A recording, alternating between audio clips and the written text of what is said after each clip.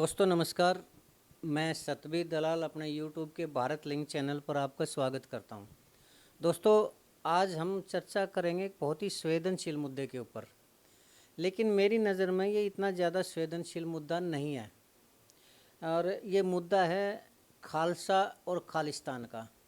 मैं इसको संवेदनशील मुद्दा इसलिए नहीं मानता दोस्तों कि मैं समझता हूँ कि जो लोग खालसा और खालिस्तान शब्द के बीच के अंतर को जानते हैं या फिर इनका क्या संबंध है उसकी सत्यता को जानते हैं, उनके लिए ये संवेदनशील मुद्दा नहीं है।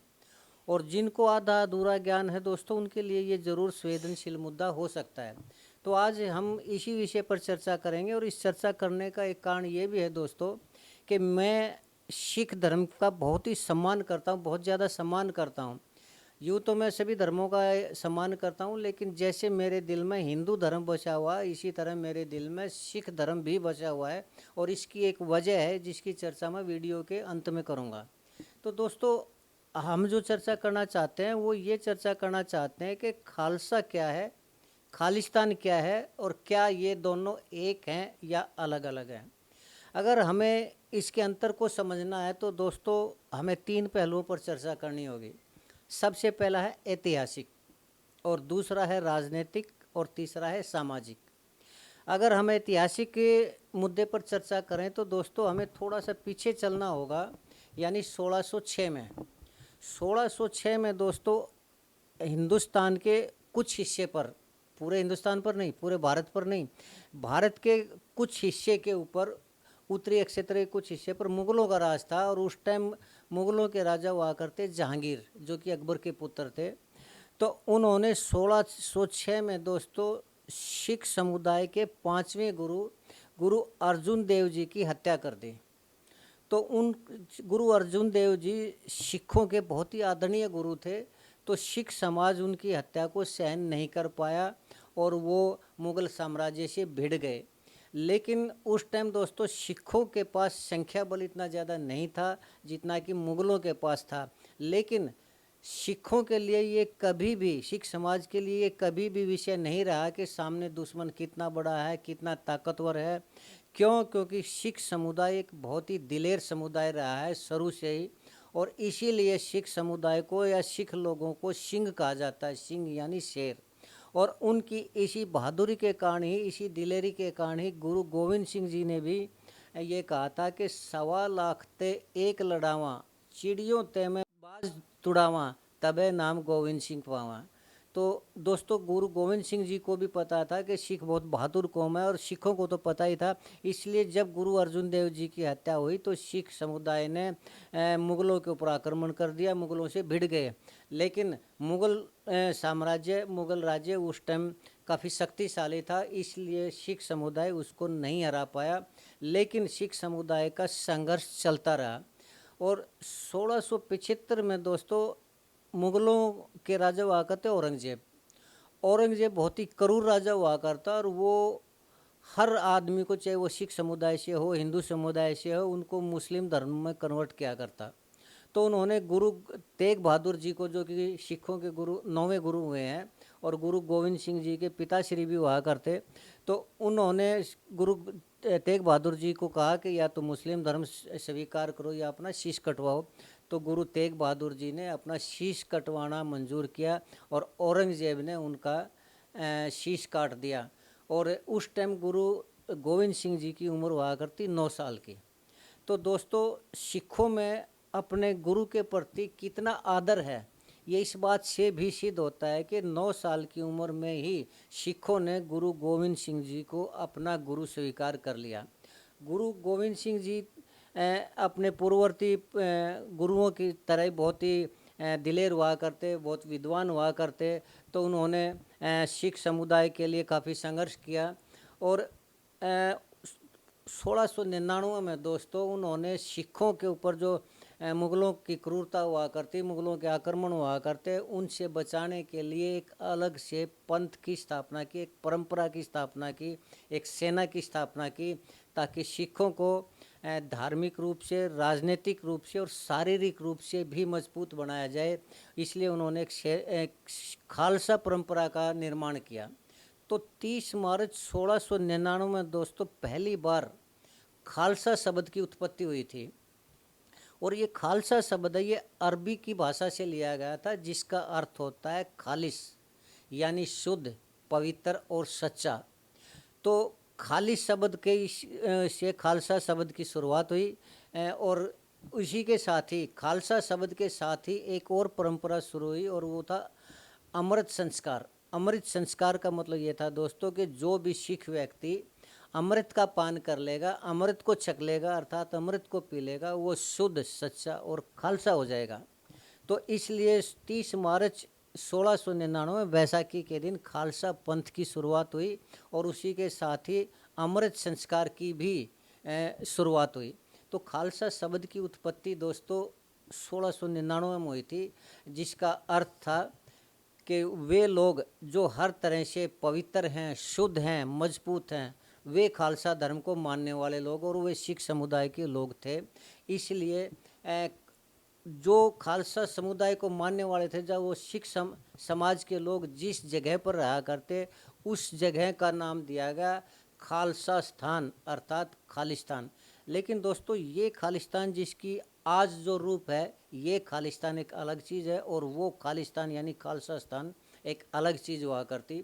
तो इसलिए हम दोनों को नहीं मिला सकते। अगर हम इस खालिस्तान शब्द की उत्पत्ति को देखते हैं तो इसके लिए हमें 1606 या 1699 से आगे आना होगा 1929 में।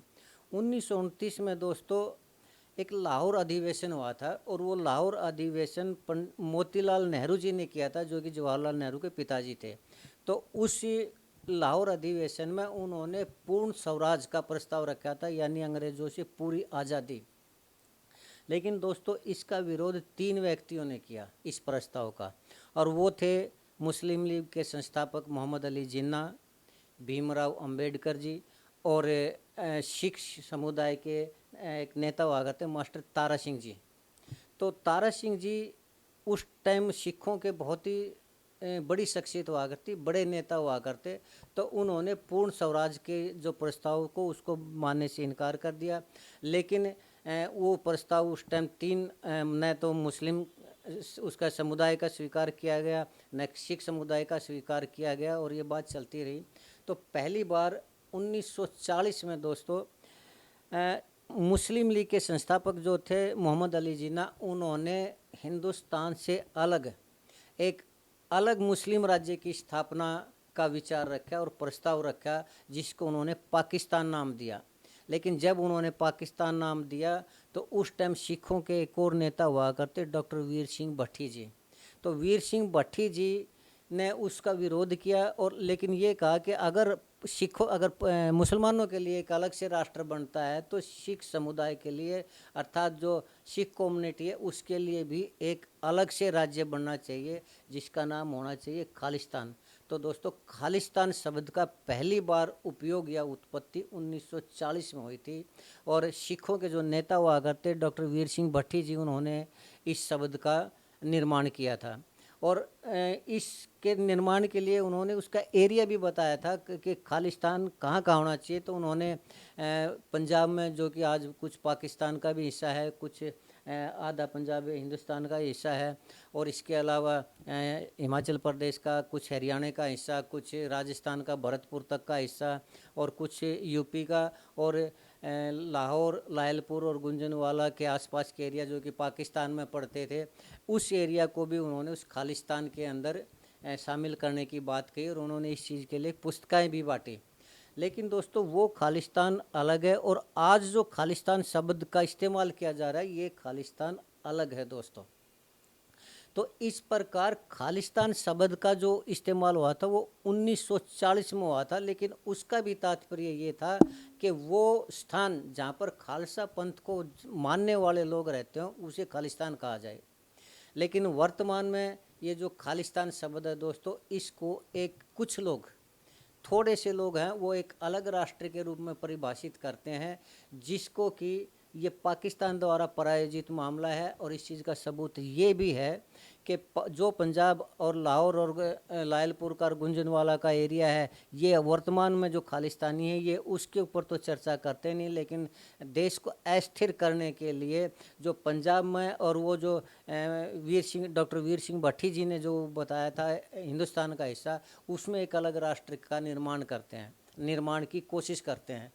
तो दोस्तों, अगर हमें सामाजिक मुद्दे की बात करें, सामाजिक विषय की बात करें, तो आज के दिन सिख कम्युनिटी के 99% लोग उस खालिस्तान के विरोधी हैं, उसके समर्थक नहीं हैं।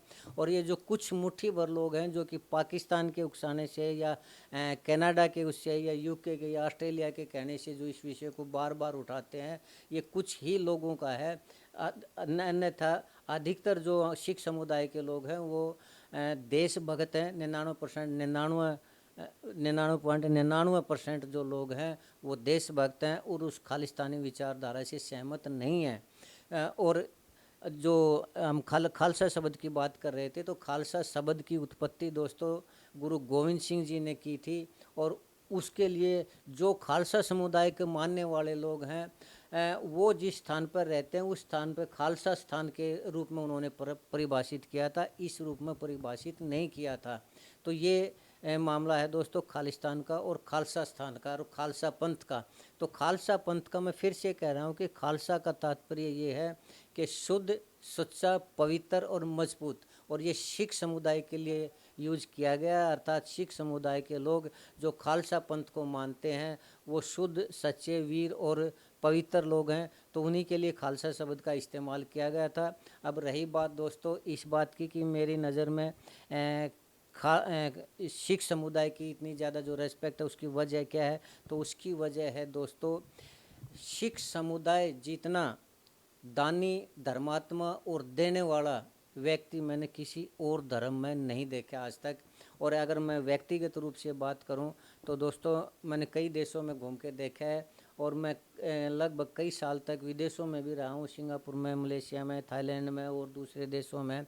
तो मैंने वहाँ पर जो सिख समुदाय की लंगर प्रथा देखी और जो गरीब और ज़रूरतमंदों को जो सिख समुदाय भोजन करवाता है, लंगर छकवाता है, वो दोस्तों इतनी ज़्यादा मैंने किसी भी और धर्म के अंदर या समुदाय के अंदर नहीं देखी।